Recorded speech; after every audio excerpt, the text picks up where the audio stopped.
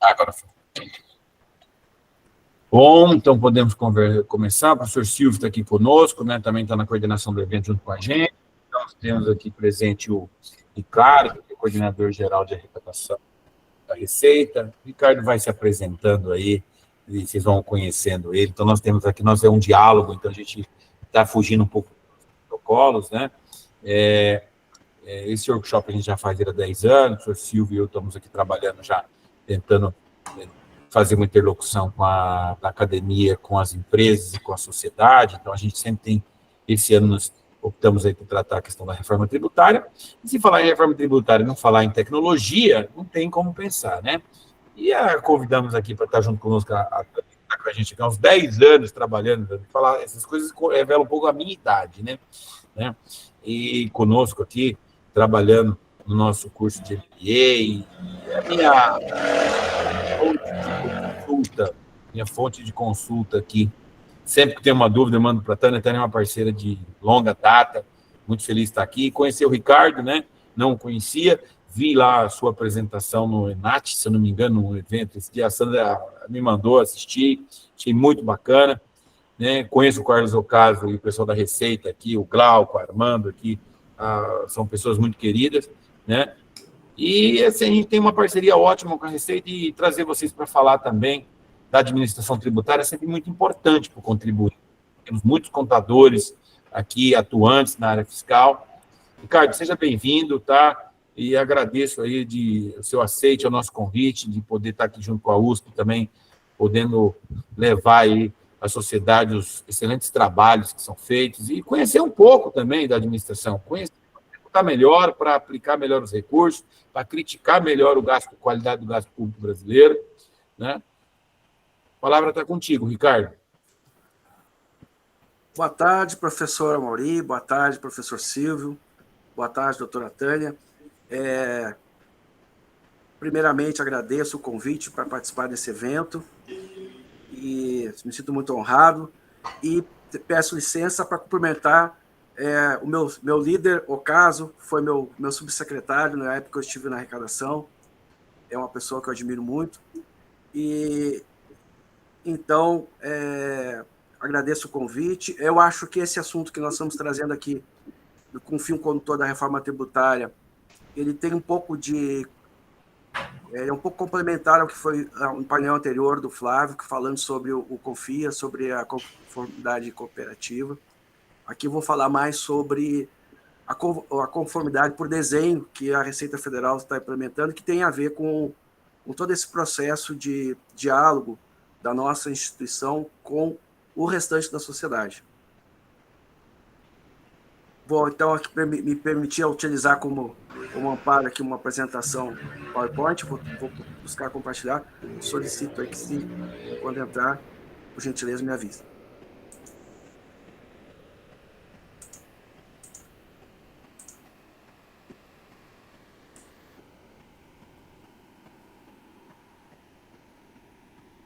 Perfeito, professor Ricardo. Ok, obrigado. Bom, então, a ideia aqui é falar um pouco sobre reforma tributária, sobre a perspectiva do modelo operacional dessa reforma, né? Os objetivos pretendidos aqui são apresentar o modelo pretendido pela Receita nessa reforma, no modelo de transição, as expectativas de melhoria no ambiente de negócios, finalmente, as possibilidades de utilização da inteligência artificial pela administração tributária da União, esperamos que não somente da União, né?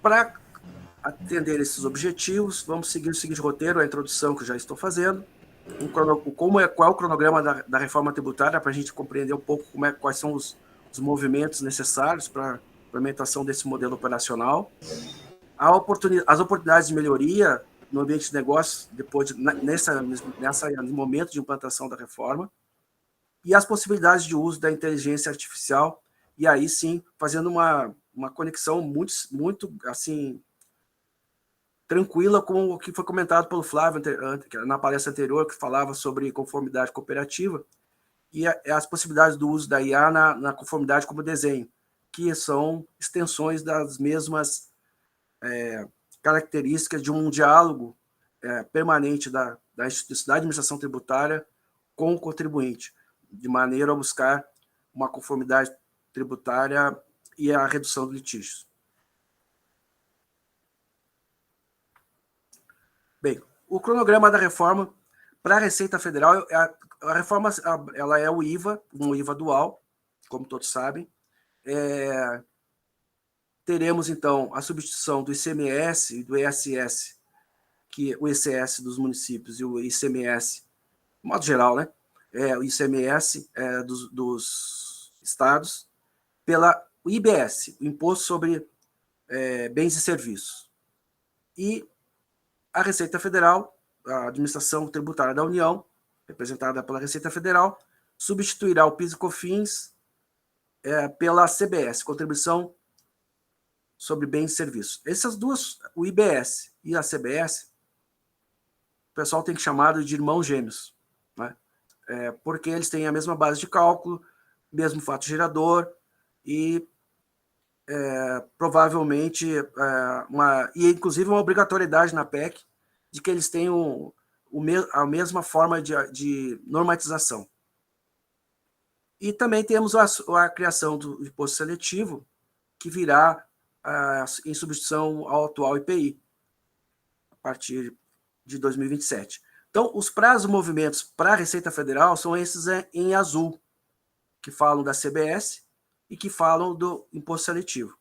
Então, já em 2026, nós estamos daqui muito rapidamente, então, portanto, começaremos com um teste da CBS com 0,9% para realmente prototipar o modelo, vai convalidar, na verdade, o modelo, ele vai estar prototipado antes, e a partir de 2027, no ano seguinte, já valendo, substituindo definitivamente PIS e COFINS. Então, nesse ano de 2026, ainda os contribuintes conviverão com o pagamento de PIS, COFINS, CBS a 0,9%.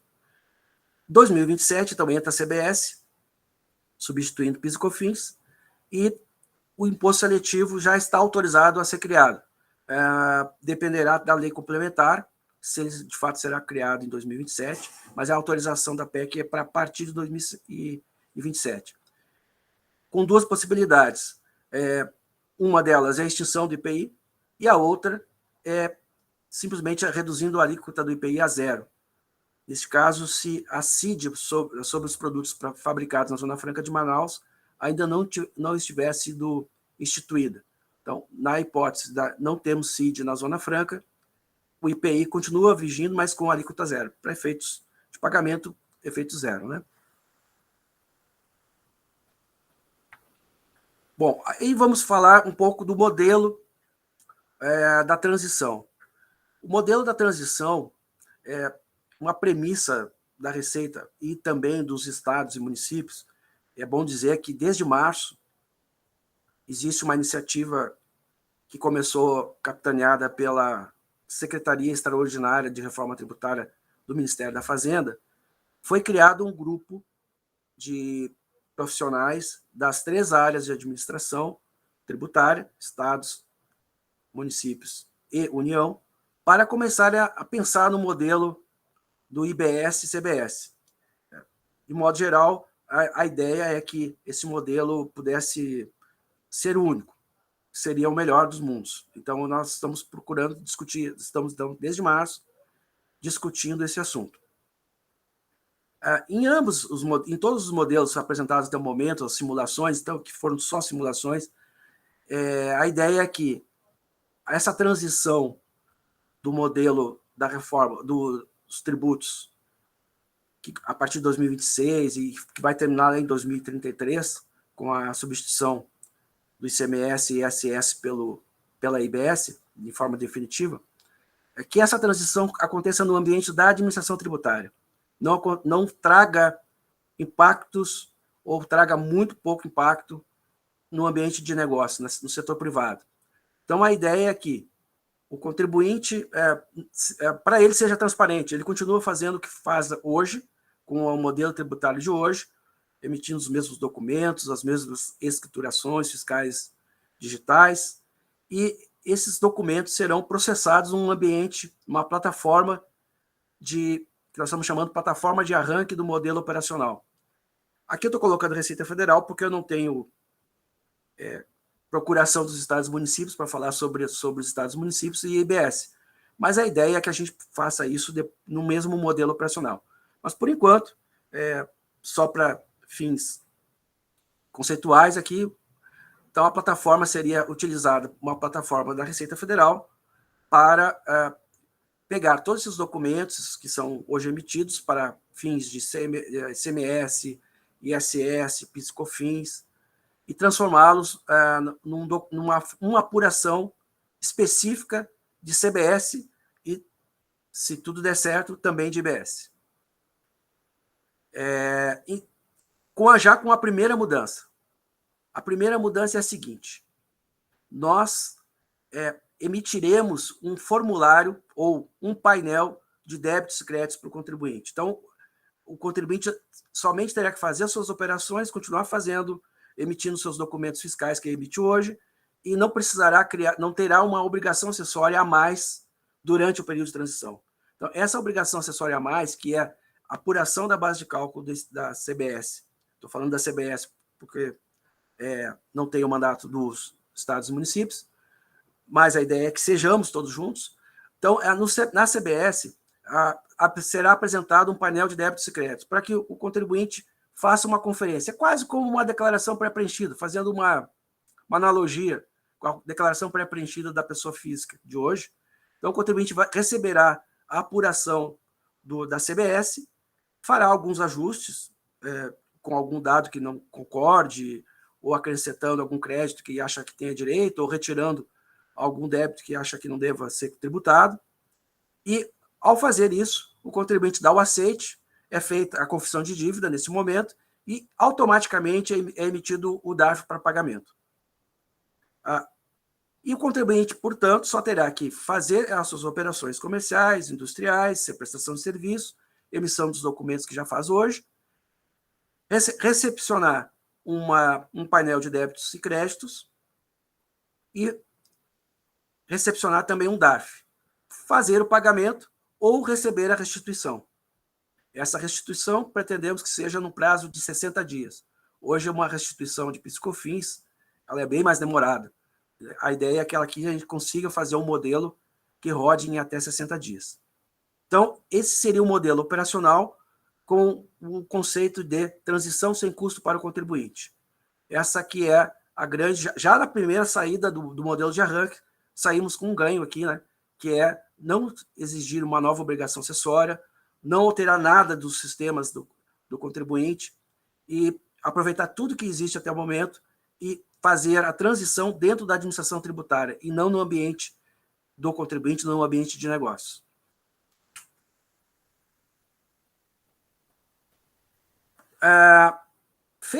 Passado esse período de transição, o que nós estamos trabalhando em conjunto, estados, municípios e a Receita Federal, a União, é buscar aproveitar algumas oportunidades que a reforma tributária nos oferece. Oportunidades importantíssimas. E nós já estamos discutindo, inclusive, nesse ENAT, na semana passada, fizemos um encontro nacional de administradores tributários, em que reunimos as 3 esferas de tributantes, né, do Estado brasileiro, e formalizamos um documento de visão em que se pretende aproveitar essas oportunidades. Então, uma primeira oportunidade. Primeira, essa já vem desde o modelo de arranque. Utilizar infraestrutura existente. Nós não queremos que essa reforma tributária agregue custo para o ambiente de negócio. Poderá agregar custo no âmbito da administração, provavelmente agregará. Mas, no ambiente de negócios, a ideia é que se aproveite a infraestrutura, os investimentos, tudo que existe até o momento constituído. A ideia, de fato, é não trazer turbulência para o ambiente do contribuinte. A segunda, por óbvio, é a redução de tempo, né? Hoje, em alguns estados da federação, ou em alguns municípios, o tempo para cumprimento de uma obrigação, das obrigações tributárias está em torno de 1.500 horas. Né? Nós estamos, assim, muito longe do que dos modelos mais avançados de tributação, em termos de horas despendidas para cumprimento de obrigações tributárias, acessórias e principais. Então, nós imaginamos que essa é uma oportunidade que teremos, especialmente se conseguirmos trabalharmos em conjunto, chegarmos a consenso, elaborarmos essa plataforma, seja ela a que já existe ou outra que se constitua depois, conjunta, e porque aí esse vai ser um ganho violento, porque o contribuinte só terá que se preocupar em fazer seu negócio e emitir um documento fiscal. O restante é com a administração tributária, das 3 esferas. Então, a redução do tempo será notável com a reforma. A outra, claro, reduzindo o tempo de cumprimento de obrigações tributárias para o cumprimento das obrigações, estamos reduzindo custos também, custos de conformidade. Então, é outra oportunidade de melhoria no ambiente que se busca como princípio pelos 3 entes federados, União, Estados e municípios. E a oportunidade que essa sim, um pouco mais complexa, e eu já comentei até agora há pouco, é a unificação de obrigações tributárias. No nosso modelo conceitual, a ideia o contribuinte vai fazer o seu negócio, emitir o documento fiscal, e o resto é com o fisco, e o fisco das 3 esferas, num único ambiente, unificando obrigações, eliminando obrigações tributárias acessórias, simplificando-as de forma substantiva, exponencial, os prazos, diminuindo custos e simplificando por completo, indo para uma outra página, para um outro patamar, o cumprimento das obrigações tributárias. Nós imaginamos, inclusive, usar práticas internacionais, como, por exemplo, em operações bancarizadas, utilizando cartão de crédito, PIX, DREX, que é a moeda criada aí pelo Banco Central, que está sendo criada, dispensar alguns documentos fiscais, por exemplo, até mesmo cupom fiscal ao consumidor, notas fiscais ao consumidor, algumas notas fiscais que possam ser substituídas pelos contratos, por invoices. Então, a operação mercantil já serviria como cumprimento da obrigação tributária acessória. Então, essas são oportunidades que nós imaginamos muito grandes, que nós não pretendemos perder nesse contexto de reforma. Uma outra novidade que traz a reforma é a história que estão chamando de speed payment, que é o pagamento já, no momento do pagamento da operação do cliente para o fornecedor do serviço ou da mercadoria ou da compra do produto, no pagamento bancarizado, o valor do tributo já vai para o ente tributante, já vai direto para uma parte da CBS, já vai para os estados, vai para o Comitê Confederativo, que é uma figura que também criada pela PEC, que agrega estados e municípios e que fará a gestão dos recursos do IBS, e a outra parte para o CBS e o fornecedor do serviço, do produto ou da mercadoria receberá já o valor líquido descontado dos tributos. Portanto, isso é uma oportunidade de conformidade, uma possibilidade de redução de evasão, e também é uma possibilidade de termos créditos definitivos para o contribuinte. Portanto, a partir desse momento, já que houve a liquidação financeira do tributo, a ideia é que, se houver restituição, essa restituição aconteça no máximo até 60 dias, e podendo ser quase instantânea. Então, essa oportunidade do split payment é que estamos trabalhando bastante fortemente com isso, conversando muito com o Banco Central, estabelecendo algumas premissas. É um arranjo que deve ser uma novidade bastante interessante, inclusive uma experiência inédita nas administrações tributárias. Bom, agora vamos falar um pouquinho das possibilidades do uso da IA, que era outro dos objetivos nossos com essa reforma. E essas potencialidades já estão bem claras para a Receita Federal e nós queremos compartilhar isso com estados e municípios. Existe uma iniciativa que é de conformidade, que é de assistência ao contribuinte, que nós chamamos de malha fiscal digital. Todos conhecem a malha fiscal da pessoa física. A malha fiscal da pessoa física, o contribuinte, ao entregar a sua declaração, são 20 milhões de declarações ano, todas as declarações elas passam pelo filtro dessa malha, algumas ficam retidas, e aí, quando elas ficam retidas, o fisco, a Receita Federal, abre num portal da Receita as possibilidades de autorregularização.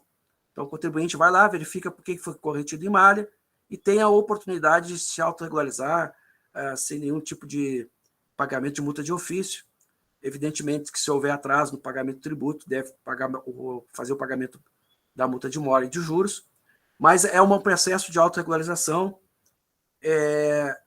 E agora esse processo, só para, estatisticamente falando, 70% do que é retido em malha passa por autorregularização. Não existe nenhuma intervenção do fisco. Então, dá em torno de, anualmente, 2 milhões, dos 20 e poucos milhões que entram de declarações, até esse ano passado foi bem mais a quantidade de declarações de pessoa física, mas ficaram retidas 2 milhões de declarações. Dessas 2 milhões de declarações retidas, 70% passaram por autorregularização. Os outros 30%, a ideia é que a Receita faça procedimentos de assistência, ou seja, vai de forma ativa, instar o contribuinte a fazer sua autorregularização, apresentar documentos, sempre evitando litígio. Então, esse é um processo que já é muito longo, de longa data da pessoa física, e nós estamos trazendo isso para dentro da pessoa jurídica. Esse ano já lançamos, não nesse ano, mas já desde 2019, a Receita vem fazendo vários processos de malha fiscal digital, com vários cruzamentos de dados, e faz uma carta direcionada, realmente uma carta, não é uma intimação, direcionada ao contribuinte, informando ao contribuinte a irregularidade ou a inconsistência, a inconformidade apurada pelo fisco, oportunizando a autorregularização, e, inclusive, essa carta vai com instruções de como se autorregularizar. Isso é feito hoje com base em cruzamento de dados, utilização de pessoas fazendo as cartas, mobilização de sistemas de envio de correspondências. Com o uso da inteligência artificial, todo esse cruzamento de dados, essa inteligência por trás da malha fiscal poderá ser feita pela própria máquina, sem intervenção humana. Então, isso vai trazer uma velocidade de processamento inacreditável. E, com isso, também nós poderemos usar uma outra experiência, que é uma experiência internacional, que é a dos alertas. Por exemplo, o contribuinte está vencendo o tributo, ele recebe, na jornada dele, ele entra, e aí o Brasil já tem também essa tecnologia embarcada, numa jornada de compra de passagem, ou num processo de licitação do contribuinte, tem um problema cadastral, ele tem um problema de uma inconsistência. Nessa jornada dele, ele vai receber um aviso dessa inconformidade, vai receber informações de como resolver essa inconformidade, isso sem que ele procure o fisco. O fisco estará interagindo com ele na jornada do contribuinte. A ideia, e isso a inteligência artificial traz um grande ganho. Isso já é feito em alguns países, por exemplo, existe um gap de faturamento, uma empresa tem um teto de faturamento, de repente esse faturamento diminui abruptamente, o contribuinte recebe um aviso, aconteceu alguma coisa com o seu faturamento, nós verificamos que houve uma quantidade atípica de emissão de notas fiscais a menos ou a mais, percebemos que você perdeu a regularidade fiscal por falta de determinado tipo de cumprimento de obrigação acessória. Esses alertas todos poderão ser feitos de forma muito, muito tranquila, muito rápida, mediante o uso da inteligência artificial. Nós também poderemos usar essa inteligência artificial para verificar a manutenção e o cumprimento dos requisitos para a fruição de benefícios fiscais. Hoje, os benefícios fiscais, a fruição, especialmente, temos 2 tipos de benefícios fiscais, de autofruição e outros que passam por registro. Então, os que passam por registro, eles vêm para a Receita Federal, são registrados por meio do sistema de CISEM, de isenções, o sistema de benefícios, mas existe uma série de outros benefícios fiscais que o contribuinte faz por autofruição e que os requisitos são verificados mediante fiscalização. Olhando, porque o cumprimento do requisito não depende apenas da Receita, depende de uma autorização do Ministério da Indústria e Comércio, do MDIC, depende do Ministério da Educação, depende de uma outra agência de governo. Com a inteligência artificial, todo esse cruzamento de dados será feito por mineração de dados, de novo, sem intervenção humana. E a Receita e o próprio contribuinte poderá compreender em tempo real, em real time, se ele está cumprindo ou não os requisitos para continuar fruindo do benefício, no caso de autofruição, ou para registro do benefício. É também um ganho que a inteligência artificial nos permitirá. Situações cadastrais, outra questão que é muito importante, contribuinte terceiro de boa-fé que compra de uma empresa cujo cadastro empresas que a gente chama de noteiras, né? Empresas que são constituídas simplesmente para vender notas, para constituir créditos fictícios. O contribuinte receberá informações, olha, você está transacionando com a empresa com situação cadastral XYZ, você tem certeza que quer continuar transacionando com essa empresa? Então, são todos esses tipos de alertas que poderão ser feitos com o uso da inteligência artificial, já estão sendo prototipados, estão testando dentro da Receita, com muito sucesso. Uma outra questão que virá acoplada e é utilizada com a inteligência artificial serão os manuais públicos. Então, a Receita Federal tem programas de fiscalização, programas de cobrança, em que oferece todo ano, lança esses programas para conformidade dos contribuintes, e junto com esses programas se pretende lançar manuais de instrução. O uso da inteligência artificial para a constituição desses manuais, que, na verdade, nada mais são do que a compilação que está na página da Receita, de forma dispersa, formar uma informação localizada, com uma linguagem coloquial, acessível a todos, isso poderá ser feito com a inteligência artificial. Nós já estamos fazendo isso, manuais públicos, lançamos um da pessoa física em março desse ano, numa live com o Conselho Federal de Contabilidade, e nós tivemos 2.000 pessoas na live, depois mais 8.000 interações. Já lançamos na semana passada um outro sobre a atividade rural, que foi um programa que a Receita Federal lançou para a autorregularização na atividade agropecuária por pessoa física, praticada por pessoas físicas. Isso, mas para que você tenha uma ideia, um manual desses nós demoramos 3 a 4 meses para fazer. Com inteligência artificial, isso é feito em poucas horas. Em poucas horas, a IA pega todas as informações sobre aquele assunto, transforma numa linguagem coloquial e nos apresenta. Então, são, assim, ganhos enormes com o uso da inteligência artificial, já contratada, já em teste, já funcionando com êxito nesses protótipos, que nós pretendemos utilizar e pretendemos compartilhar com estados e municípios. Se nós conseguirmos, com a reforma tributária, aproveitar essa oportunidade de trazer todos os entes federados para dentro de uma mesma plataforma, para o mesmo uso das mesmas ferramentas, para as mesmas possibilidades de simplificação tributária, nós estamos falando de reforma tributária revolucionária. Nós vamos fazer uma melhoria exponencial mesmo no ambiente de negócios no Brasil. Com isso, a gente pretende, o nosso propósito ao melhorar o ambiente de negócio, tornar o país mais competitivo, tornar a economia mais dinâmica, gerar mais empregos, gerar mais dignidade para a sociedade, gerar mais tributos, gerar, com isso, mais qualidade de vida e um estado de bem-estar social. Buscar rapidamente esse estado de bem-estar social que o Brasil pode ser. Fico por aqui com as minhas primeiras palavras, deixando aí um espaço para realmente debate, para responder perguntas e receber insumos, feedbacks sobre o que nós estamos pensando para a reforma.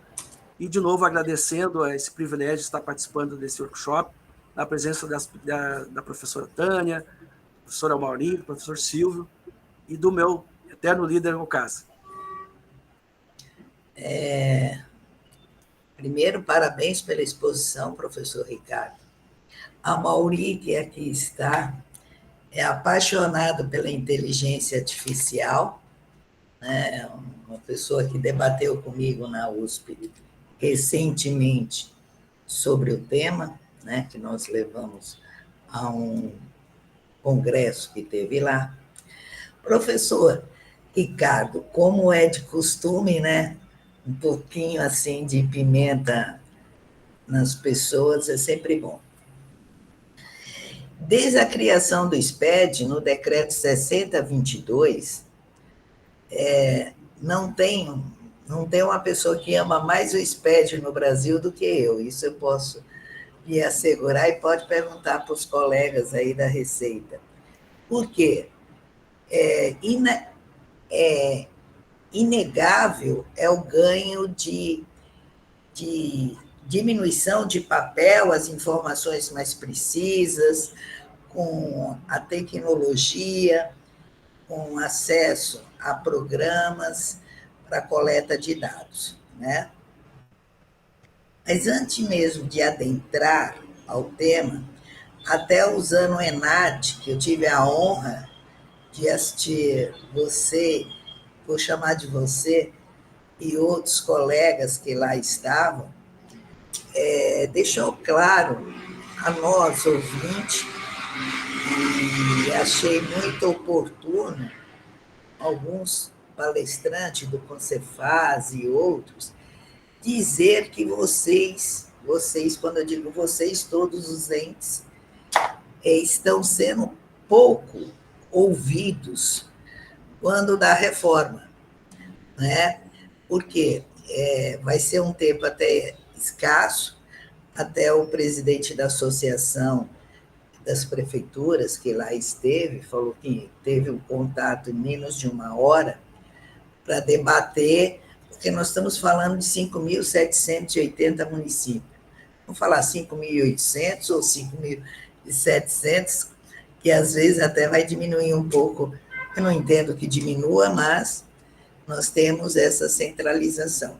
O projeto de nota fiscal de serviço eletrônico é um dos projetos mais lindos que eu vejo da Receita, pela sua concepção. É aquele que, quando o emissor estiver emitindo a nota, o próprio sistema iria demonstrar as retenções federais, quanto que é de PIS, COFINS, imposto de renda e contribuição social. E aí ajudando o contribuinte, concordo plenamente. Mas, dado anos aí do desenvolvimento, poucos municípios aderiram, né? As grandes capitais, como o Rio Grande do Sul, está entrando e tudo mais.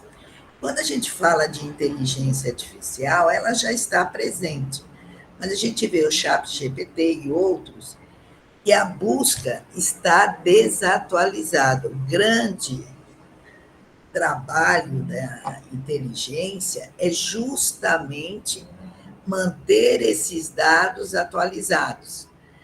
Claro, você faz uma pesquisa, você faz até um trabalho acadêmico, você faz um sumário, mas, vírgula, a inteligência ainda não está calibrada para aquela data online que é as mudanças no Brasil, tendo em vista que a gente ainda tem mais de 1.000 horas para fazer toda a apuração das obrigações acessórias. Eu estou no projeto desde o começo, eu vi a primeira nota da VicBolt ser emitida, graças a Deus.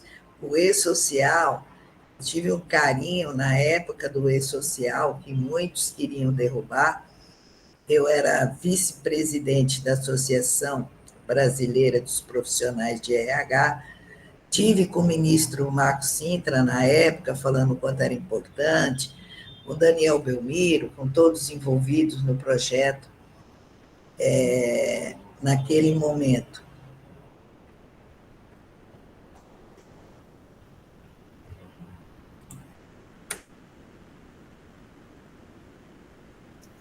Professora?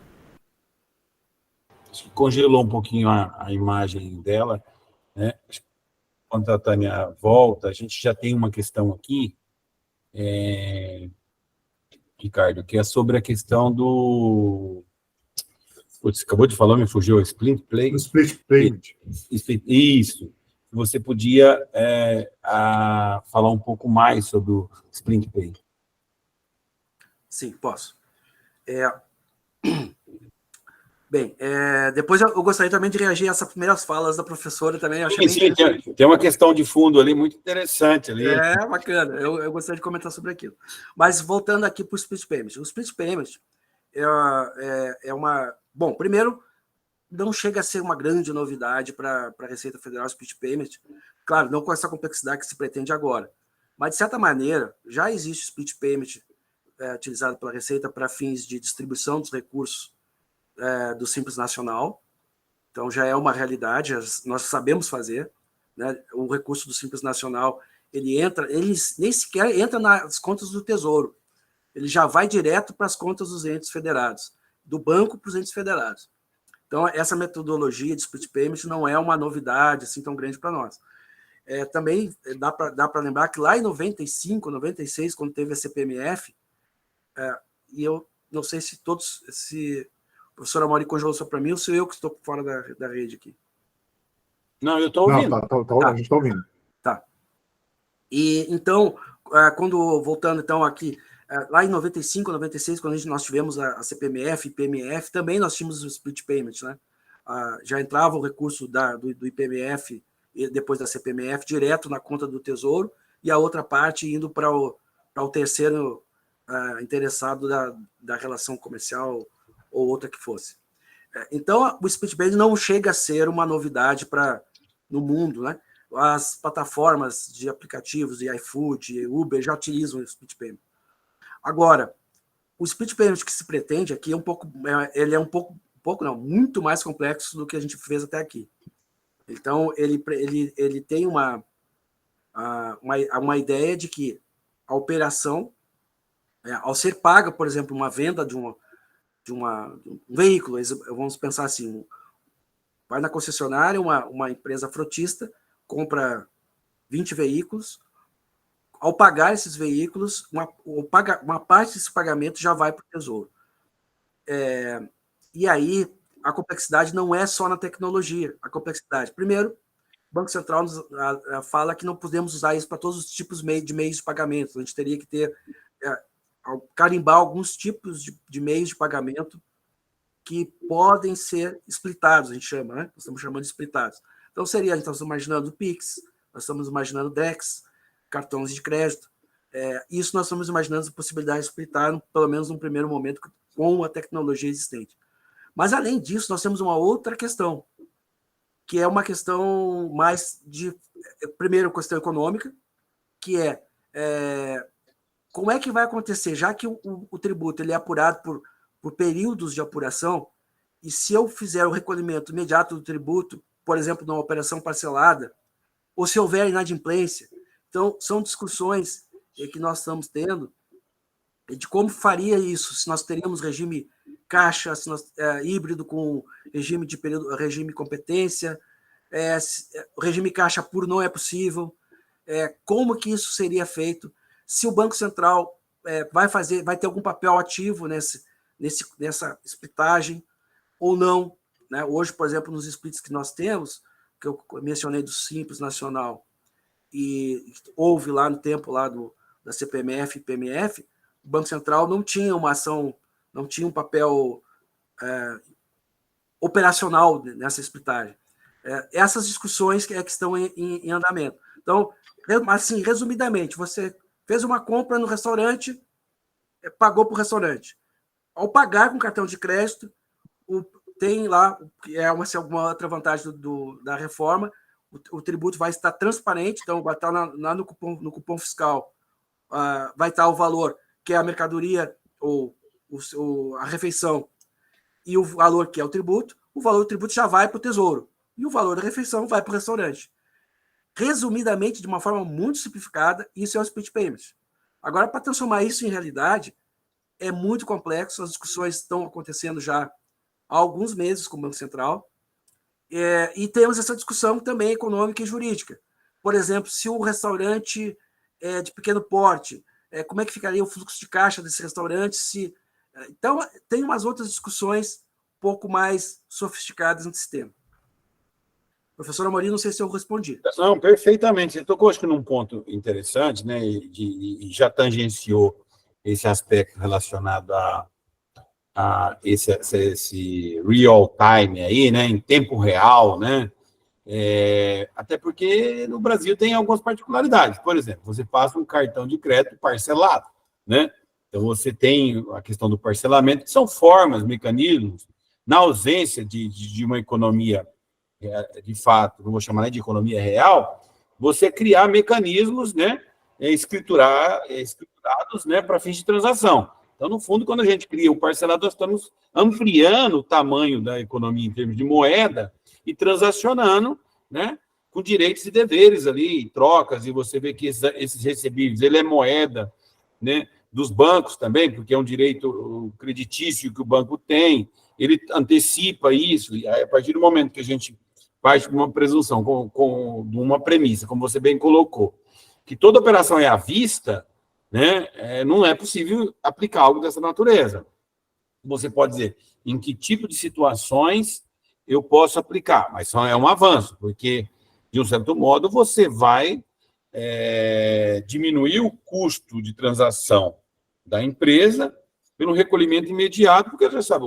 Outro aspecto também que vem importante, a gente até discutir isso um pouco hoje, Ricardo, é a importância das pessoas perceberem, né, eu falei isso lá com o Flávio, perceberem que o tributo é um custo de se viver em sociedade. Vou repetir isso de novo.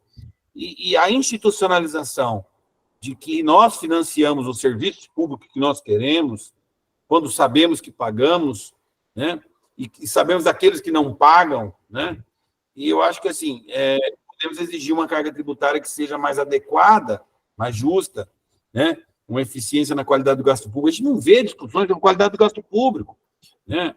Eu até disse isso de uma forma extremamente crítica hoje, dizendo, no governo passado, o anterior e este, não temos programas que discutem qualidade do gasto público, não temos qualidade no gasto público, né? Queremos serviço, mas não discutimos, e o tributo é uma aplicação direta. Então, agora, eu acho que assim, o brasileiro é tão, não me estendendo, né, muito, mas dizendo, o brasileiro é tão adepto a isso, que está entre os cidadãos do mundo que mais gosta de tecnologia. Isso não é à toa que o Pix é sucesso no mundo, né? E as pessoas perceberam que essa facilidade, né? E aí surgem aquelas lendas urbanas, daquele grupo que não quer, que é a confusão, como diria Luxemburgo, né? Que é a confusão como meio, né, de se beneficiar. O brasileiro adotou o Pix como forma de transação, como elemento transacional, né? E isso é um sucesso, isso facilitou a vida das pessoas fazerem negócios. Quando eu vejo uma nota fiscal nacional para os municípios, eu vejo aqui em Ribeirão Preto, vou falar isso porque eu vejo que tem uma terceirizada emitindo nota fiscal, né, que você paga, tudo bem que existe um custo, não estamos dizendo que não existe um custo para isso, né, mas assim, uma empresa terceirizada, extremamente burocrática, desculpa, um sistema muito ruim para você fazer uma emissão, né, de uma nota fiscal. E quando você vê todo esse aparanhado, né, eu, por exemplo, gosto muito, em 2014, quando estive na SERPRO, conheci a primeira proposta da declaração pré-preenchida em 2014, né, quando estive dando um curso lá na SERPRO. Então, eu acho que o brasileiro está muito tá esperançoso nisso, né? Eu acho que, para nós, a contabilidade, alguns não vão gostar muito da minha fala, vai diminuir muito o serviço contábil de despachante fiscal. Porque isso, para mim, não é contabilidade, né, Silvio? Isso não é contabilidade, desculpa, isso não é contabilidade, né? O que a gente gasta de horas hoje, né, nessa transação, nesse conjunto, por exemplo, de emissão de retenções que tem no país. O capítulo de retenção do brasileiro de tributos é uma coisa extremamente, para não dizer, extraordinária, né, Ricardo? Né? Mas é isso, assim, eu queria deixar essas premissas, né? Eu acho que você poderia já, a Tânia não conseguiu me dar uma aqui, acho que deve ter alguma coisa na tecnologia, esse é o problema, às vezes, da tecnologia, mas eu queria, se você pudesse resgatar aquela fala que ela trouxe sobre a participação, né, o quanto isso, então, que o representante dos municípios tocou nesse assunto e tal, eu acho que você queria falar também, eu acho que seria interessante ouvi-lo sobre esse aspecto. Perfeito. Professor, antes reagindo à sua colocação, né? É uma pena, eu realmente lamento, porque, assim, eu estou na Receita Federal desde 1991, né? E eu participei da criação do SPED, participei da criação do E-Social, da nota fiscal eletrônica, e até eu me surpreendo que eu não conheço a professora Tânia. Talvez até a conheça e a gente não tenha percebido ainda. Mas, pessoalmente, né? O fato é o seguinte, a Receita Federal, infelizmente, não cuida do gasto público, né?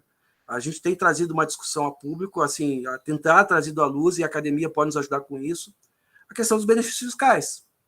Esse já é uma discussão que tem que ser colocada na mesa, né? Nós temos benefícios fiscais que beneficiam pouquíssimas empresas e que custam demais para toda a sociedade. O benefício fiscal é alguma coisa assim que todo mundo paga para que alguém não pague, né? Essa discussão a gente precisaria que a academia nos ajudasse a enfrentar, levar para o Congresso, porque a gente enfrenta resistências de todas as ordens, e tem a ver com o gasto público, né? A gente não pode influenciar, por exemplo, no emprego do recurso público pelo Tesouro em políticas públicas, né? E aí eu acho que é aí que o professor falava.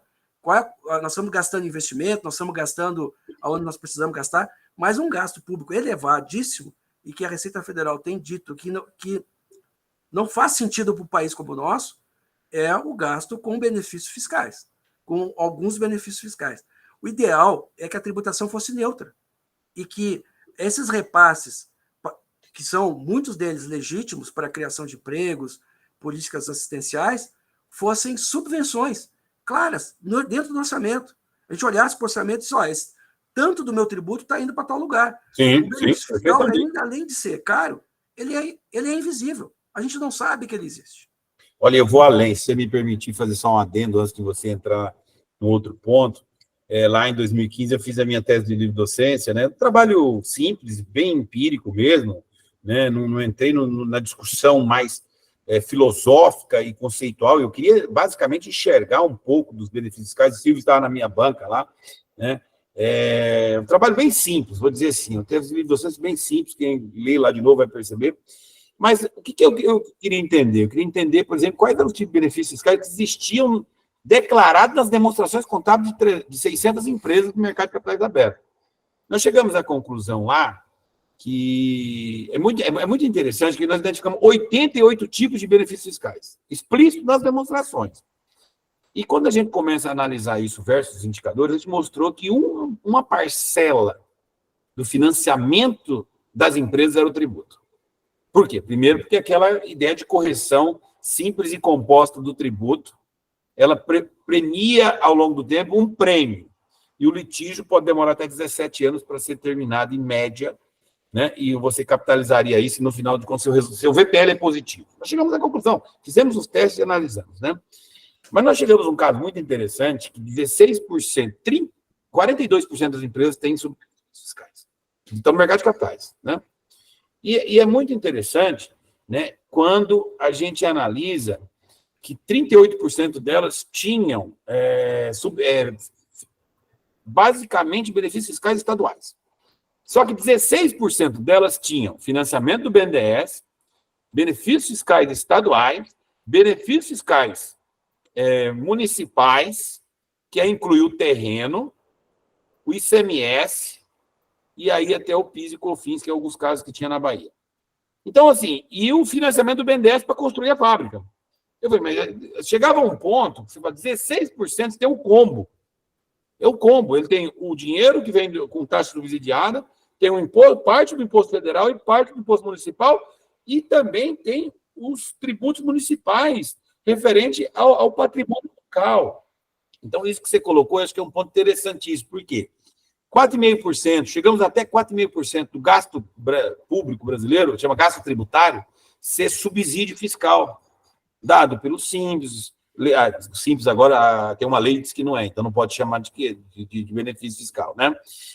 O Zona Franca de Manaus e todos os outros benefícios fiscais, além dos outros já contidos até na própria declaração de imposto de renda da pessoa física. Só que eu vou além. Nós não sabemos qual é o tamanho da renúncia tributária de estados e municípios no Brasil. Se for colocada na ponta do lápis, a gente já estima que ela está mais ou menos aproximadamente quase 10% do PIB brasileiro é subvenção.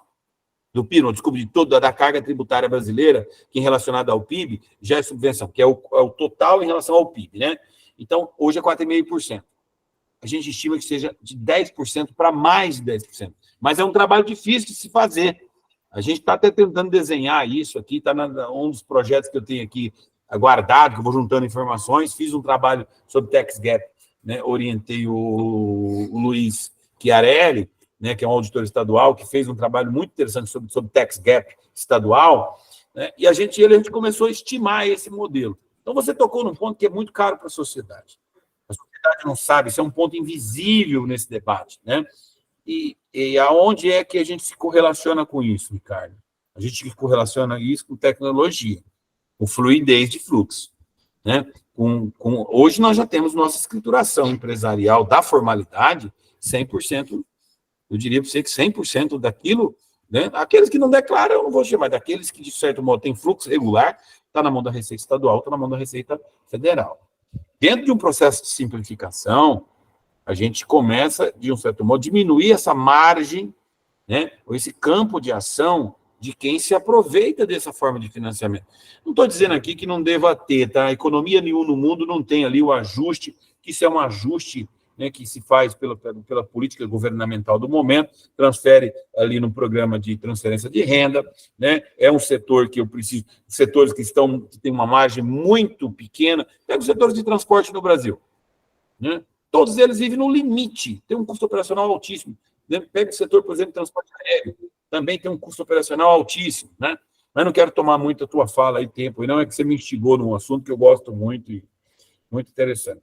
Não, professor, esse assunto ele é interminável.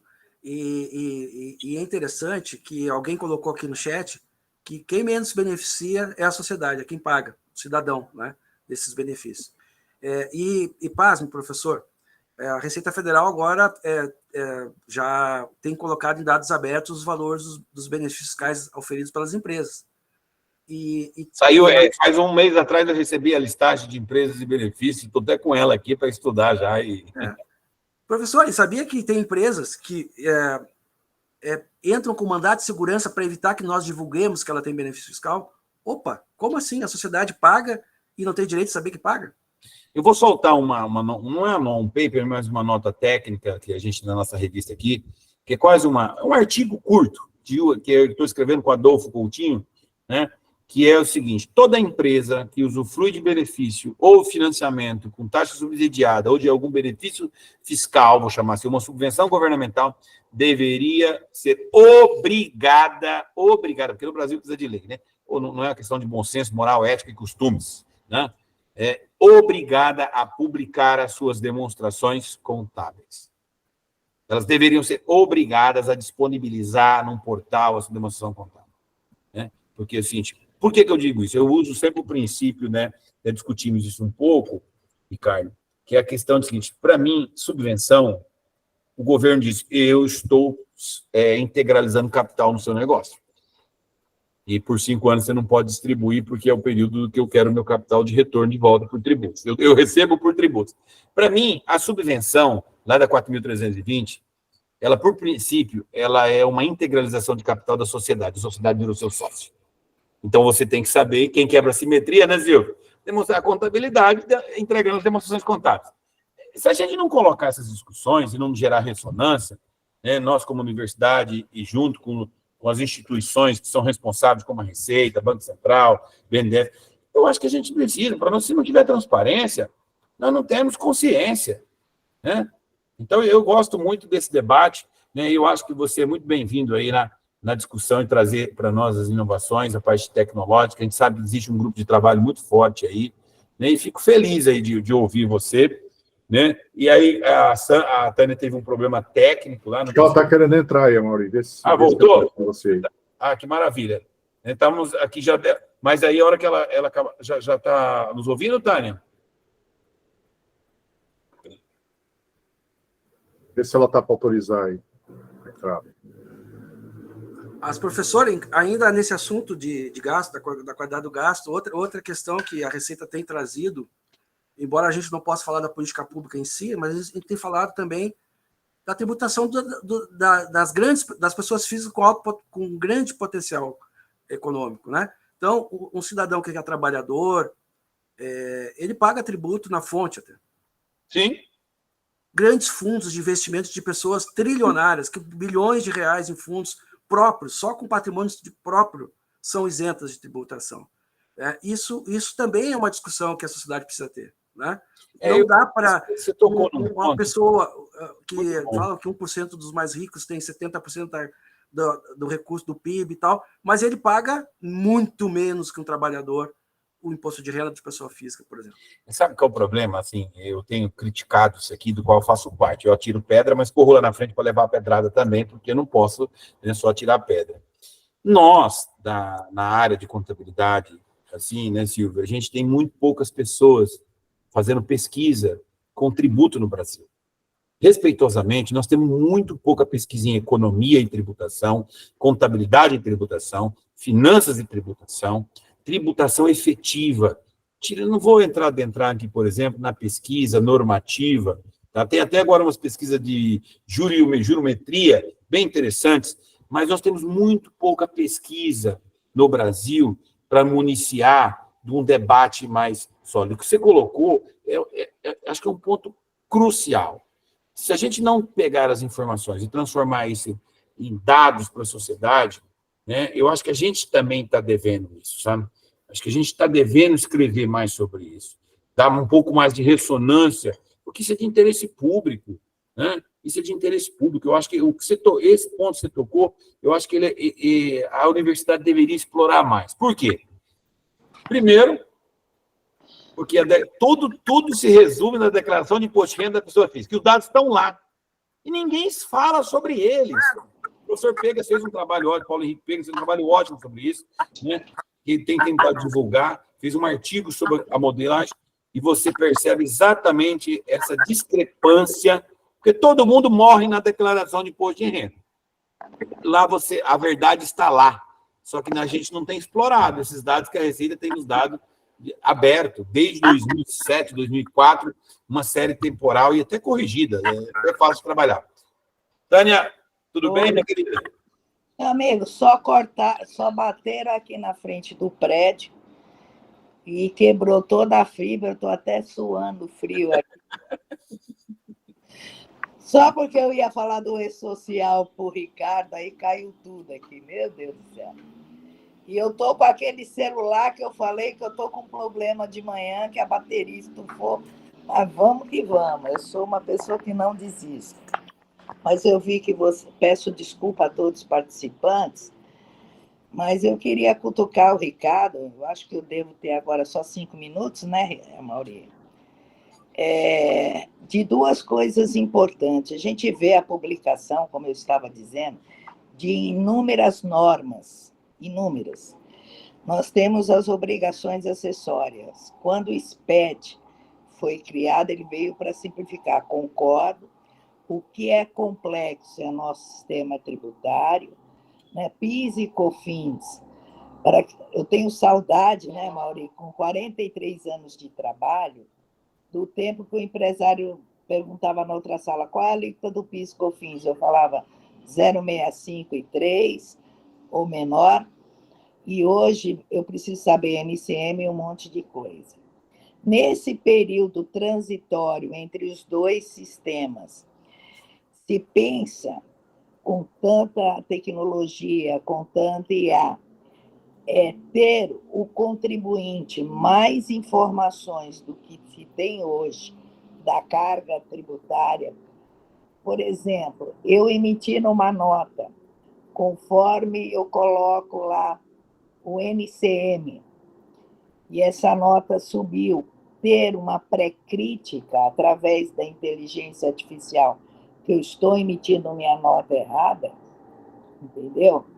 E quando se fala de já trazer o débito e crédito, infelizmente no Brasil, a gente tem visto que alguns contribuintes recebem no seu conta corrente, não conta corrente, mas em sistemas, notas fiscais que ele não comprou, né? E que são emitidas contra ele. Vai ter a Receita Federal, no caso do PIS, COFINS e a próprio IPI. Como eu denegar essa nota, dizer que essa nota eu não comprei?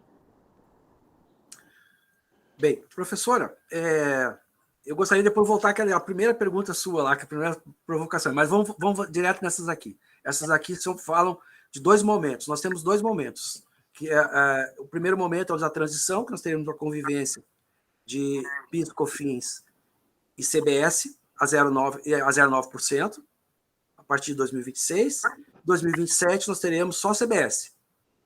E aí não teremos mais PIS e COFINS. Isso. A grande sacada da PEC, da reforma, o valor da CBS vai estar destacado na nota. Então, a gente vai saber qual é o valor da nota. A grande sacada do modelo de painel de débitos e créditos, substituindo a escrituração fiscal de contribuições que hoje os contribuintes encaminham para a Receita, é que eles vão receber o débito e crédito, a descrição dos documentos fiscais que geraram aqueles débitos e créditos, e vai poder repudiar algum tipo de documento, repudiar uma operação. E é aquilo que eu falei dos ajustes, né? Então, eu vou poder repudiar alguma operação, seja ela de compra, seja ela de venda. E antes disso, eu vou receber informações de alerta, e aí com o uso já da inteligência artificial, não será agora, em 2027, porque ainda estamos, como a senhora bem falou, a gente tem que ensinar a máquina, né? A gente criar um ambiente e que ela procure a informação, né? Que ela faça a mineração de dados. Ainda estamos nesse momento, que a gente está chamando de projeto nuvem da Receita Federal, colocar tudo que se tem e que se possa pegar aqui, embora que seja público, para fazer essa nuvem, para que a máquina possa fazer esses alertas. A máquina vai dizer, alguém está emitindo nota de compras ou de vendas, você vai ter alertas sobre isso, com inteligência artificial. Então, são essa sacada de colocar destacado o valor da CBS no documento fiscal. Então, ao emitir o documento, já o contribuinte sabe quanto que é de tributo, quem está comprando sabe quanto está pagando, quem está vendendo sabe quanto que vai dever para o fisco. E no painel de débitos e créditos vai vir essa possibilidade de ajuste, que é acrescentar ou repudiar algum tipo de operação. Professor Ricardo, deixa eu fazer uma inserção. Hoje, nós já temos na nota fiscal eletrônica os campos de ICMS, de IPI, de PIS e COFINS, redução de base de cálculo, tudo isso. Por que até agora não foi disponibilizado algo assim aos contribuintes? Bem, existe um projeto que está em andamento, que é um projeto assim que nós temos muito apreço por ele, que é o chamado Minha Receita, que é um projeto de ter essas informações num celular, num apartamento, que vai ser o CNPJ, vai ter informações, todas essas informações do setor econômico. Eu até tenho uma apresentação sobre esse projeto, não coloquei aqui porque eu imaginei que ia consumir muito tempo, mas vai bem nessa linha, professora, que está sendo demandado. A tecnologia está evoluindo muito rápido, como sempre disseram, né? A tecnologia, de um ano para outro, vira um outro mundo. Nós saímos do 4G para o 5G, que vai trazer uma outra possibilidade. Nós temos a IA num outro patamar. E a ideia é justamente isso. No Minha Receita, é que essas informações estejam disponíveis E num celular, por que no celular, professora? De acordo com a pesquisa TIC, 90 domicílios, TIC domicílios, 99% dos acessos à internet no Brasil são feitos por meio de aparelhos celulares, de até 3 anos de uso, na tecnologia Android. Android? Android, nas duas tecnologias, mas Android é a prevalente, com aparelhos de 3 anos de uso. Então, a gente ter uma solução digital que chega às pessoas, ela tem que rodar num aparelho celular. Ela tem que ser responsiva. E isso foi a forma de usabilidade disso, é mais complexa do que colocar isso num desktop, num notebook. Com certeza, com certeza. Mas, professor, vou reforçar aqui. No último ano, no início desse ano, foi feito, antes da entrega da ECDSF, foi feita uma ajuda, né, entre aspas, aos contribuintes, dizendo assim, olha, nós estamos aqui conferindo os dados da FD ICMS, FD Contribuições e a nota fiscal. E os valores não batem. Só que nesta informação, por exemplo, utilizando um contribuinte que tem NFE e NFCE, você vê como foi apavorado os escritórios. Aquela informação só estava constando a NFE. Então, todo mundo se viu com uma diferença enorme com esses demonstrativos que entraram no ECAC. Posso, como professora, e não como de outra forma falaria aqui, assustando em muitos contribuintes. E eu entendo que, neste momento, falta até uma interação entre, tudo bem que os entes fala com o CFC, fala com o CRC, fala com o FENACOM, fala com todo mundo. Mas antes de sair essas malhas, não poderia ter a visão mais técnica, contábil, para falar, olha, aqui inclua a nota fiscal eletrônica, a NCFE, eu vejo que estão falando entre a participação, como eu estava dizendo antes, né, dos entes. Agora, vejo também, por exemplo, eu sou uma pessoa de tecnologia, minha primeira formação é tecnologia, depois é contabilidade, economia e direito. Então, eu conheço um pouco. Então, hoje, o contribuinte, qualquer cartinha que chega no ECAC, ele vem a se assustar. E, às vezes, falta conhecimento rápido para falar, leia com calma, esta segunda performance apareceu num segundo momento. Não seria o caso da gente aprimorar isso? A professora me trouxe 2 assuntos que me oportunizam falar sobre 2 assuntos assim, bem interessantes, que ajudam a esclarecer. Bom, primeiro, essa questão, vamos falar da questão desse envio da carta. Eu falei que a inteligência artificial ia nos ajudar a trabalhar conformidade por desenho. E por causa de tempo e tal, eu resolvi, não aprofundei. Agora, essa pergunta me oportuniza. O que é a conformidade por desenho? Primeiro, entregar plataformas intuitivas, dispensar documentos, quase que deixar o tributo acontecer. O contribuinte quase que não percebe que não está pagando o tributo. O caso do split payment vai ser um exemplo. Quando nós implementarmos o split payment, o tributo vai acontecer.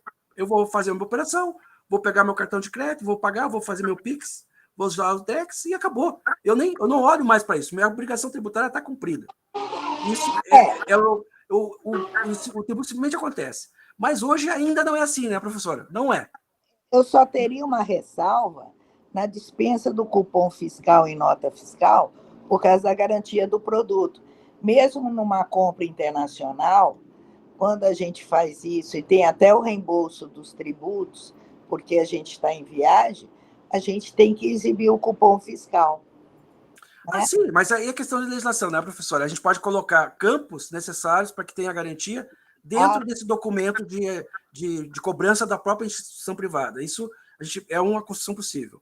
Mas voltando para aquela história do conformidade por desenho. Então, existem 2 momentos que acontecem. Esse que a senhora falou aí.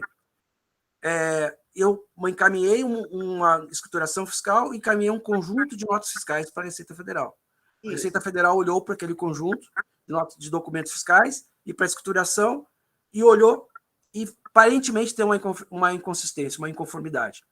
O que foi feito esse trabalho de mandar essa carta? Para dizer, olha, parece que tem uma inconformidade. É a primeira etapa da conformidade por desenho, que a gente chama de facilitação. Não aconteceu ainda a ocorrência do fato gerador. Não aconteceu o fato gerador. Não concordo, eu sou hiper adepta a essas cartas. Agora, o que aconteceu aí nesse envio dessa carta? Problema que é o segundo problema de qualquer instituição grande e não é diferente com a Receita, problema de comunicação. Quando o contribuinte recebe uma comunicação da Receita, por questão cultural nossa, por questão cultural do Brasil, questão cultural do contribuinte, a Receita Federal está me cobrando alguma coisa. A gente não consegue passar, não estamos conseguindo, passaremos a conseguir, com a ajuda da academia, com a ajuda dos conselhos, com a ajuda da sociedade toda, dizer, olha, nós não estamos fazendo isso para cobrar, estamos fazendo isso para auxiliar, facilitar a sua entrega. Então, essas cartas eram o primeiro momento. Não aconteceu o fato gerador, eu entrego uma possível inconformidade, que não quer dizer que seja, para que o contribuinte próprio avalie. Haveria motivo racional para ter medo? Não, mas como a cultura é que se a Receita está me mandando, está me intimando, é realmente essa possibilidade. A segunda etapa, professora, segunda etapa é a assistência. Já aconteceu o fato gerador, que é o caso, por exemplo, da malha que eu falei, da malha fiscal digital ou da malha pessoa física. Já aconteceu o fato gerador, mas houve uma inconformidade. Então, a Receita, a administração tributária, vai ajudar o contribuinte a fazer a autorregularização, depois da ocorrência do fato gerador. Então, antes da ocorrência do fato gerador, nós chamamos de facilitação, depois da ocorrência do fato gerador, nós chamamos de assistência à autorregularização. Mas a nossa comunicação não é legal. Quando a gente fala de malha fina, todo mundo pensa em autodifração, quando, na verdade, 70% é autorregularização. É um grande programa de autorregularização, é um grande programa de assistência, mas ele é visto como um grande programa de fiscalização. Eu gosto dessa ideia que a Tânia colocou. Não, me permita só fazer um complemento. Mas, professor, imagine aqui, eu vou citar um nome, Mapping. Imagine, já quebrou para não citar uma empresa agora. Imagine um Mapping que tem emissão de nota fiscal eletrônica e que tem também informações de NFC, receber uma diretriz, olha, checa isso. No primeiro momento, não foi dito naquela informação, somente no segundo momento, que não estavam incluindo a NFC. E mais, por exemplo, o fato gerador do PIS e COFINS é a emissão da nota. Perfeito. Num faturamento, né, quando eu faço um faturamento para entrega futura, eu já tenho o fato gerador do PIS e COFINS, porque teve emissão. Naquela mesma cartinha, foi considerado como fato gerador, com o valor do PIS e COFINS, a nota de remessa, que é aonde sai o ICMS, não o PIS e COFINS. O que eu quero te dizer, isso acontece, errar é humano, o contribuinte erra e tudo mais, é que quando se vai sentar para formular uma cartinha avisando, a gente seguir toda a escrituração do contribuinte. Isso quer dizer, se ele tem NFE, NFCE, se ele tem nota fiscal de serviço, por quê? Eu já tive o prazer de ir aqui na Prefeitura de São Paulo e vi lá, através dessa visita técnica, que a prefeitura tem as declarações, tem todos os dados. Então, daria para fazer uma carta ao contribuinte até melhor, como agora se discute, se está falando aí a quatro ventos, que em breve haverá uma fiscalização da FD Contribuições com foco nos créditos de PIS e COFINS. Então, é nesse sentido, tornar mais transparente até o que o contribuinte tem que entender lá dentro. Porque se estivesse falando, olha, não está somado a nota fiscal de serviço, não está somado a nota fiscal de consumidor eletrônico, não, quando foi venda de entrega futura, não consideramos a nota da venda, e sim da remessa, facilita. Você entendeu? É nesse sentido. Entendi, sim, professor. Entendeu? Bom, eu acho que a grande beleza da reforma está aí. Primeiro, porque a gente não vai ter mais essa proliferação de documentos. O que acontece hoje, no cenário atual? Existem documentos que são, potencialmente, é possível nós termos uma empresa que tenha filial em todo o país, ela esteja sujeita a uma legislação estadual, a 27 legislações estaduais, e a 5.570 legislações municipais, mais a legislação federal, potencialmente. Não acontece porque tem até municípios que nem têm administração tributária. Vamos lá. Cada uma dessas administrações tributárias tem as suas obrigações acessórias. E aí a Receita Federal não tem todas as informações de todas as administrações tributárias. Então, sempre uma apuração feita, embora nós hoje tenhamos 90% do PIB dentro dos dados da Receita, 10% do PIB brasileiro é muita coisa. Então, vai de encontro à primeira pergunta, quando tudo apagou. Olhando o ENAT, ficou claro que falta ainda sincronismo, embora esteja na Constituição, o compartilhamento e o trabalho em conjunto dos três entes. Pois é. E essa é a grande beleza da reforma. E é uma oportunidade. Por que eu digo que é uma oportunidade? Porque não é certo o que vai acontecer. Não é certo o que vai acontecer. A nota fiscal de serviço, por exemplo, eletrônica, ela foi criada lá junto com a criação do SPED, lá em 2005, foi pensada. Ela saiu agora, porque faltou harmonização, faltou consenso, faltou tudo, menos tecnologia. Tecnologia tinha, só faltava o resto. Nós vivemos numa federação, vivemos numa democracia, e o consenso é importante porque essas coisas aconteçam. Agora, um comando constitucional diz assim, olha, você tem uma CBS e uma EBS, a base de cálculo é exatamente a mesma, você não pode fazer nada diferente. E você vai ter que ter um documento que seja utilizável para as duas contribuições. Então, essa possibilidade nós vamos reduzir, no máximo, para 2 escriturações fiscais. Pretendemos que sejamos apenas com o painel de débitos e créditos, um único painel. Se não conseguirmos o consenso, pelo menos nós sairemos de milhares para 2. Doutor, e aí, esse tipo de inconformidade da administração tributária, que a professora aponta, não vai acontecer, porque isso é uma conformidade nossa, né? Porque a gente não tem todo o dado. Doutor Ricardo, no tempo do Iágoro, como subsecretário da Receita Federal, eu sou fã do Iágoro, eu vi que ele fez ele e toda a equipe, claro, fizeram uma grande revolução em termos de receita, de dados, principalmente na Operação Lava Jato, que identificou quem comprou, quem vendeu. Eu tenho aquela palestra que todas as aulas que eu dou na USP, eu mostro 4 minutos. Pergunto, dá para colocar, independente de ser uma entidade, aí uma pesquisa com que eu digite o CNPJ de uma empresa, eu que sou fornecedor dessa empresa, ou eu que estou escriturando, e o próprio sistema da Receita, ou desse novo sistema, me diga, os produtos deles são esses, e a base de cálculo, porque nós sabemos que haverá base de cálculos diferente.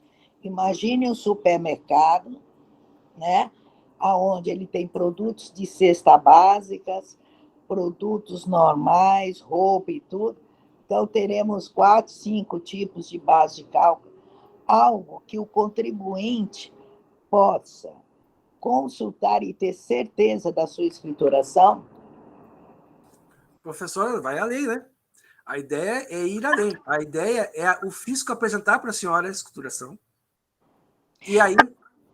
E pelo que eu entendi do senhor hoje, e lá na palestra do Enat, o fisco vai me apresentar o que eu emiti de documento. Eu queria antes. Não, o antes são os alertas, né? Os alertas que acontecerão, e aí com o uso da inteligência artificial, você está comprando de alguém que não tem regularidade cadastral. Você está comprando café então, de vendedor de... Posso fazer talvez a gente possa ajudar nesse debate, nesse seguinte aspecto. Eu estou vivenciando isso na Universidade de São Paulo, lá na reitoria, né, trabalhando junto com um grupo de implementação da nova lei de licitação. A nova lei de licitação acabou com a BEC, com a Bolsa de Compras Estadual, e todo mundo está migrando para o compras.gov. O compras.gov ele tem um catálogo, por exemplo, para você especificar produto, que é nacional, com 168 mil itens de compras, que talvez iria um pouco da linha do que a Tânia colocou, né? Então, assim, eu acho que hoje o que falta também é uma questão de padronização, e ela tem que ser do governo federal. Eu vou pegar um exemplo, quando você entra para fazer uma importação, o simulador da Receita lá que tem, falta informação, mas é um caminho. Quando eu entro nos NCMs e classifico o produto lá para fins de importação, que é um cadastro nacional. Se eu tivesse uma linha de cadastro nacional e NCM, de fato, que com a convergência, eu não teria por que ter escriturações e lançamento de base de cálculo fora, já que vai ter base de cálculos diferentes, ou porque tem produtos. Então, assim, na mesma linha da iniciativa do cadastro do .gov, do compras.gov, uma linha para fins de escrituração nacional, ela seria muito importante para a gente não ter essa multiplicidade de elementos. O que está acontecendo? Está todo mundo migrando para o compras.gov, São Paulo migrou, Rio de Janeiro migrou, Paraná migrou, está todo mundo migrando, inclusive os municípios de Ribeirão Preto, que eu estou aqui em Ribeirão Preto. Isso pode ser a linha de trabalhar em conjunto, nacionalmente. Isso não é uma dominância, isso é federalismo. Isso é diminuir custo de transação, né? Cada um tinha uma bolsa de compras locais, Ricardo. Você vai fazer com que, de fato, o que você transacionar fora do compra.gov para fim de licitação, você já vai abrir um alerta. Porque a disputa da compra é calculada pela média de preço, considerando aspectos regionais e nacional. Então, se a gente tem uma iniciativa do governo, abraça esse custo de montagem, de custo de coordenação, para fim de uma linha, para fim de estruturação, você dá fluidez para o país. Aí você fala, quero ter um cadastro de débitos e créditos aqui. Meu amigo, se a gente trabalha com uma linha centralizada, é como se fosse um plano de contas nacional, né? Você consegue dar fluidez no sistema com muito mais celeridade. Concordo com CBS e IBS e imposto seletivo junto, num cadastro nacional. Não sei se eu ajudei ou atrapalhei, mas essa é uma experiência... Amaury, você foi cirúrgico. Por exemplo, eu ia citar isso. Quando eu vou importar um produto, ou chega, hoje eu tenho um site da Receita Federal que me aponta qual é a alíquota de imposto de importação, qual é o IPI, qual é o PIS e COFINS. Então, já há uma ferramenta. Agora, deveria também essa ferramenta me pontuar para os produtos nacionais. Olha, essa NCM é monofásica, essa NCM, no caso de bebida, é bifásico. Olha, esse NCM depende da tributação do lucro presumido, lucro real. Então, a gente já vê parte da ferramenta no setor que auxilia o pessoal que importa e exporta. Agora, seria muito importante e ajudaria muito nesses 4 anos de transição, Sim. se a Receita fornecesse isso. E eu vou além. Ricardo, eu não sei se você debateu, mas eu queria escutar de você. E o Simples, continua? Bom, vamos primeiro para assim. Primeiro, eu não conheço o Compras.gov, né? Eu conheci o Compras.net, eu não sei se é a mesma coisa. Que ela é associada do Banco do Brasil, mas é mais ou menos na mesma linha, e está um sistema que está ficando fantástico, assim, é feito pela CERP aí. Bom, mas o que a gente está falando em termos de reforma? Bom, a reforma vai dizer assim, hoje que a gente sabe de ISS, ICMS e IPI, acabou, puf. No caso da federal, PIS e COFINS, 2027. Tá? 2026 ainda teremos uma convivência até 2026, 2027 acabou. Qual é o modelo previsto para a operacionalização? Então, a tributação sobre bens e serviços no país vai ser outra coisa, não vai ser o que a gente conhece hoje. Então, algumas dificuldades que nós temos hoje, simplesmente por ter transformado isso em uma IBS, num IVA, já mudou a conversa toda. Então, tudo que a gente conhece, a gente vai ter que guardar como história, porque não vai ser mais o mundo a partir de 2026 para a CBS, 2027 para a CBS, e a partir de 2033 para o IBS, e aí nós vamos ter um outro mundo.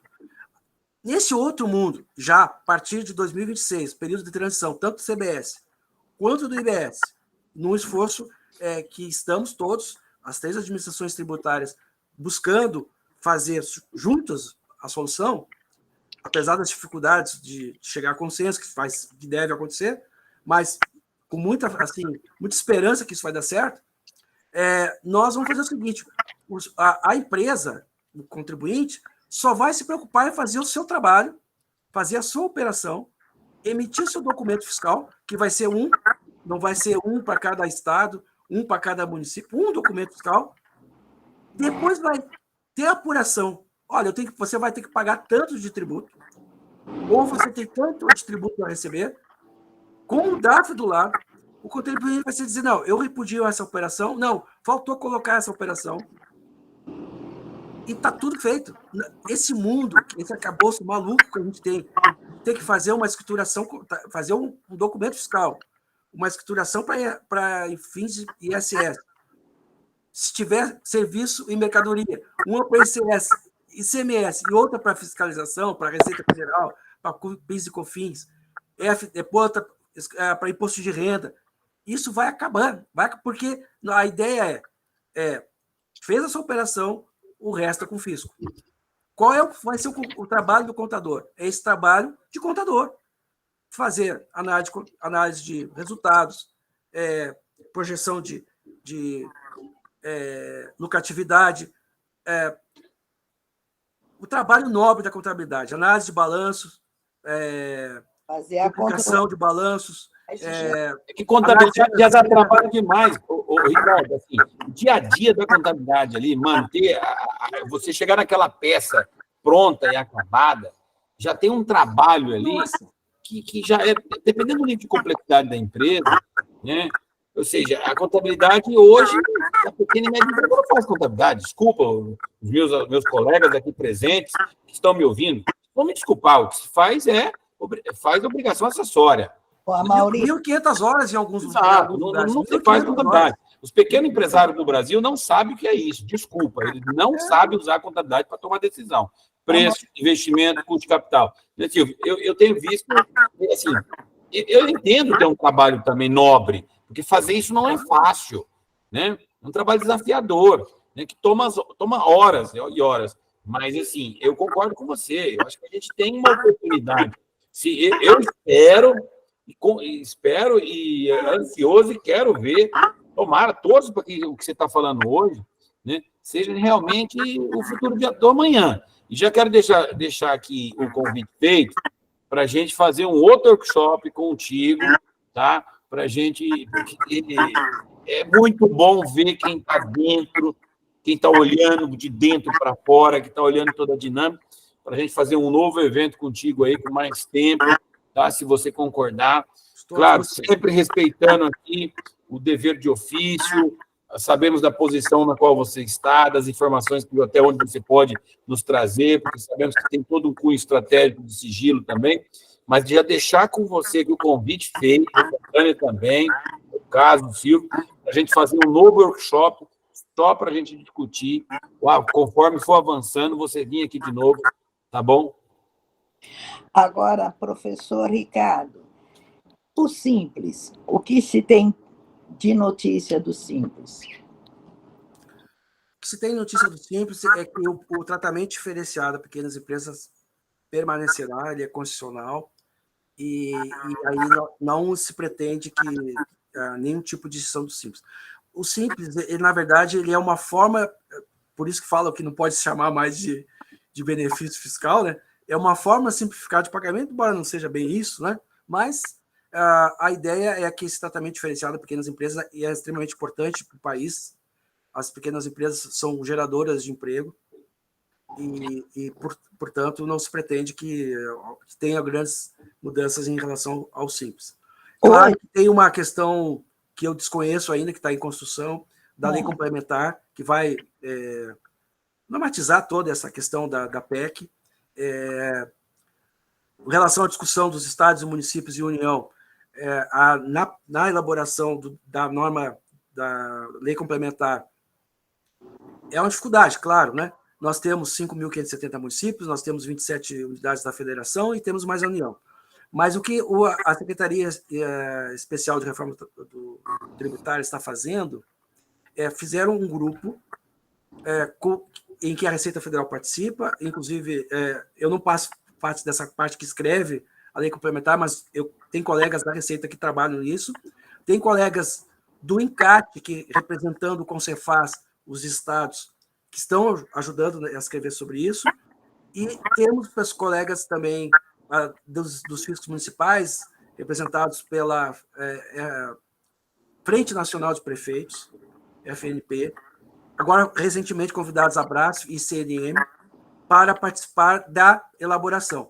Eu imagino que isso, pela capilaridade dos municípios, não é tão evidente para todos os municípios, porque quem está sendo chamado, por óbvio, não pode ser todo mundo, são esses representantes. E aí, essa comunicação dos representantes com os filiados desses entes federativos não deve ser trivial. Então, aí deve ter um delay, que não deve ser pequeno, de chegar a informação até a ponta. E reforma tributária é uma coisa que todos aprovam, que todos apoiam, mas cada um tem a sua. Sim, eu acho que, em termos de simplificação, por enquanto, a declaração do Simples que a Receita hoje tem, até a forma de demonstrar a apuração dos tributos, seria o mundo perfeito se isso se estendesse para as empresas do lucro presumido e real, né, a sua facilidade. Mas é um grande projeto que foi desenvolvido por mãos muito competentes e tudo, e que a gente vê que funciona, né? Só quando o contribuinte fica inadimplente, a Receita tem que passar o seu débito para cada ente cobrar, né? Cada prefeitura, o Estado, mas é uma linha que poderia até ser pensada como essa do Amaury, que eu utilizo muito, de consultar alíquotas de imposto através desse site da própria Receita que disponibiliza esses dados. Agora, voltando na primeira pergunta, né, que eu acho que eu já pontuei, o senhor já pontuou o benefício, já falei um pouco de malha. Esqueci, o senhor não complementou. Haverá malha, está no projeto aí alguma malha de FD contribuições para apurações do PIS e COFINS? Existem já em andamento alguns trabalhos de assistência entabulados, sim, para saírem, mas nessa linha de assistência. E é bacana, professor, me perguntar, porque eu tenho essa oportunidade de dizer aqui para a USP. A ideia é assistência num primeiro momento. Qual é a ideia da Receita? Lançar as inconformidades, supostas inconformidades, né? Não quer dizer que esteja inconforme, as divergências que a Receita encontrou, entrega para o contribuinte, vai mandar isso para o ECAC do contribuinte, o contribuinte vai ter a oportunidade de se autorregularizar. Junto com essa correspondência, que não é uma intimação, portanto, não exclui espontaneidade, nós vamos mandar manuais públicos, nós vamos começar a publicar manuais públicos de fiscalização, o entendimento da fiscalização sobre o assunto que ele está lançando a operação. Vai dar um prazo que não vai ser inferior a 60 dias para a autorregularização.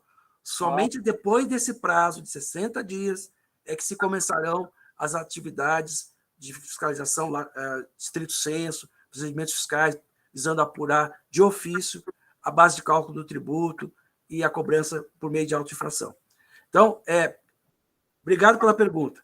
Sim, temos essa operação prevista, mas ela não é uma operação de fiscalização, ela é uma operação de assistência, conformidade por desenho.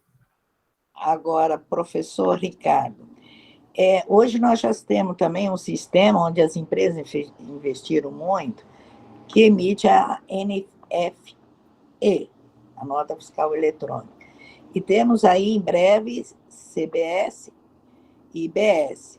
Se pensa criar um novo formulário ou adaptar mais 2 campos lá e continuar, porque até vai ter os 2 sistemas rodando paralelo, ou nós vamos ter um outro documento? Tá. Então, conforme assim, a ideia durante a transição, até 2033, os documentos que existem hoje, que são emitidos hoje, com a infraestrutura tecnológica que houve investimento do setor privado e do setor público, serão preservados. Então, não haverá mudança de nenhum documento. Máximo, e evidentemente terá que acontecer, acréscimo de alguns campos para que a gente possa fazer a apuração. E o painel de débitos e créditos. Mas, na transição, não haverá incremento de nenhuma outra obrigação acessória, além das que já existem. Virada a chave, essas obrigações acessórias serão extintas e serão substituídas pelo painel de débito e crédito. Entendi. Então, pelo que eu estou entendendo, para extinguir tudo, é quando o IPI entrar. Então, nós estamos falando de 2033? Estamos falando em 2033, quando o IBS substituirá definitivamente ICMS, ISS e os tributos sobre bens e serviços. Então, quando o IBS estiver full, desliga todo o resto, as obrigações acessórias serão também descontinuadas e nós partimos para um outro mundo, um mundo em que a empresa faz o seu trabalho, paga os seus empregados, compra suas mercadorias e emite uma nota fiscal. E o resto é com o fisco. Depois ela paga o valor que foi apurado. É como ir no restaurante. Eu vou pedir a comida que eu quero comer, o meu vinho, vem a conta, eu pago e acabou o assunto. É isso que é a ideia com a reforma tributária. Olha, eu queria dizer para a Tânia fechar aí o nosso painel, porque... Eu só ia perguntar um negócio lá do primeiro... Não, porque, assim, só para dizer para o Ricardo, primeiro agradecer ele, né, o Silvio também, né, Silvio? Acho que foi fantástico. Assim, nós ficaríamos mais umas 2 horas aqui, porque eu já antecipei o convite, e também, Tânia, já está convidada para voltar, porque falar com realmente quem está lá dentro, conhece, está coordenando o processo, é muito importante, tá? Agradecer aí o Ricardo e passo para a Tânia fazer o fechamento aí junto com o Ricardo. Não só para o Ricardo, mas todos presentes aqui, né? E como vai ficar gravado, como a Mauri mesmo colocou aí todos, com a autorização do Ricardo, a minha, seria muito importante as pessoas também assistir o último evento do ENAT, que vão entender muito quais são as dificuldades, porque às vezes pensa que é a Receita que não quer, a Cefaz que não quer, as prefeituras não querem. Eles estão tentando sentar e conversar, né? Mas estar lá discutindo com as pessoas que estão legislando ainda está um pouquinho difícil, pelo que eu entendi naquele dia. E, Ricardo, foi uma honra estar com você aqui, ter te ouvido no ENAT, eu só peço a Deus que abençoe a todos vocês, porque eu nunca vi o pessoal da Receita, pelo menos os que eu conheço, graças a Deus, que não fossem didáticos, né? Separando e ter esse dom de falar, não, vamos prevenir do que autuar. Tanto isso acontece desde o tempo do Iago, depois vem o Jonathan, que eu posso acompanhar. Agora, te conhecendo, Ricardo, vejo que você vai na linha didática, da gente estar perto. Me permita, às vezes, quando eu ver alguma coisa meio destoada, eu compartilhar com você, só para afinar, né, Amaury? Nós da FEA USP estamos aí para ajudar, como professores, a contribuir para que esse país seja um país brilhante e que os contribuintes do bem sobrevaleçam, né? Como todo mundo quer. Muito obrigada, Amaury, pela oportunidade. A gente que agradece, Ricardo. Bem, professor Amaury, eu acho que como assim, mensagem gostaria de deixar é que nós lá da administração tributária, aqui da administração tributária federal, e posso falar pelos colegas que eu conheço das administrações tributárias estaduais e municipais, a gente entende que a tributação ela tem um propósito. A tributação tem um propósito. O propósito dela, o professor Amaury falou sobre ele também, é que agora, nesse instante, provavelmente tem uma mãe que está trabalhando e deixou o filho numa creche pública na esquina da rua dela. Nesse exato momento, nós temos uma pessoa idosa que está tomando uma vacina. Nesse exato momento, nós temos uma ambulância socorrendo alguém que sofreu um acidente.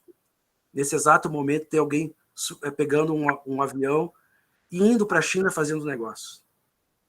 Tudo isso é sustentado por infraestrutura, por aparelhos públicos. E esse é o nosso trabalho. Esse é o trabalho da administração tributária. Não é autuar contribuinte, não é entrar em litígio com o cidadão. O nosso papel é prover a sociedade de recursos para que a sociedade seja mais justa, mais desenvolvida e que a gente tenha o Brasil que a gente merece, porque nós somos um povo que trabalha todos os dias, 12 horas por dia. A maioria da nossa população passa 4 a 5 horas se deslocando num veículo público, num transporte público, para ir trabalhar, para agregar valor para a sociedade e para sustentar sua família. Então, nós, a administração tributária, temos esse papel, trazer recursos para que esse país seja cada vez melhor. Nós queremos entregar para a próxima geração um país melhor do que nós recebemos. E agradeço à USP por essa oportunidade ímpar de compartilhar essa visão e de debater assuntos tão complexos como esses e tão importantes para todos nós no nosso dia a dia. Muito obrigado. A gente que agradece aqui a sua participação e acho que você foi muito cirúrgico aí, não? Eu gosto de ouvir, né, todos os lados e a universidade também tem um papel importante em criar um canal de comunicação, de interlocução com todos os atores aí presentes, né? Mais uma vez agradecer, deixar o nosso convite já feito aí, você retornar aqui para a gente continuar o debate que foi esses. Olha, nós estamos 2 dias aqui, sai um assunto, entra outro, e a audiência aqui, agradecer, porque é importante nós não fazermos as coisas para nós, né? Nós, como educadores, né, como servidores públicos, nosso propósito é servir. E a gente tem aí na sexta-feira, no final, ainda temos uma última sessão agora, tivemos até mais de 100 pessoas em média hoje participando, né? Tivemos 1.461 inscritos para o evento como um todo, né? Os conteúdos vão ficar gravados, disponíveis. Assim, é muita felicidade para nós saber que nossa missão aqui, de poder criar uma ótima interlocução aqui, opiniões diferentes, visões críticas, mas novas ideias, né? Eu acho que, assim, para mim, eu fico bastante contente de ter gastado o meu tempo aqui de uma forma tão preciosa, né? E vocês tornaram esse momento aqui muito bom, muito alegre para nós aqui, que gostamos e trabalhamos com educação e tributação, né, Silvio? Acho que isso é uma grande oportunidade aí para a gente levar o nome da universidade junto com as instituições que fazem coisas maravilhosas aí. E eu fico muito feliz, né, de a simplificação, de fato, vai acontecer, né? Ou seja, eu estou vendo que isso está em boas mãos, né? Eu fico muito feliz de que aquela coisa que era uma preocupação muito grande, né, da reforma tributária, de que haveria uma simplificação, agora eu estou acreditando bastante de que isso vai acontecer, tá certo, Ricardo? Então, parabéns aí pelo trabalho, certo? Que Deus abençoe mesmo, né, como a Tânia disse, né, porque eu acho que isso vai contribuir muito aí com o país, tá certo? Então, parabéns aí, muito obrigado aí pelas informações, né, pela apresentação. Tânia, também muito obrigado aí pelas perguntas, excelentes perguntas, muito obrigado. Pessoal, nós temos uma próxima sessão agora, a gente vai falar um pouquinho sobre os bastidores das provisões, estão todos convidados. Ele é decorrente de um trabalho de pesquisa aqui da Universidade do nosso já doutor Alexandre Negrini, né? Todos estão convidados aí, já tem o link, caso tenham disponibilidade de finalizar o seu sextou, né? Tentando entender como é que as provisões são constituídas e o nível de litígio que existe em torno delas. Caso, mais uma vez, um abraço aí, obrigado pela indicação desse menino aí, que é ouro, hein? Nos vemos aí numa breve oportunidade. Forte abraço. Forte abraço. Abraço, seu caso. Obrigado. Muito obrigado. Obrigada, Maurício. Boa semana. Muito obrigado.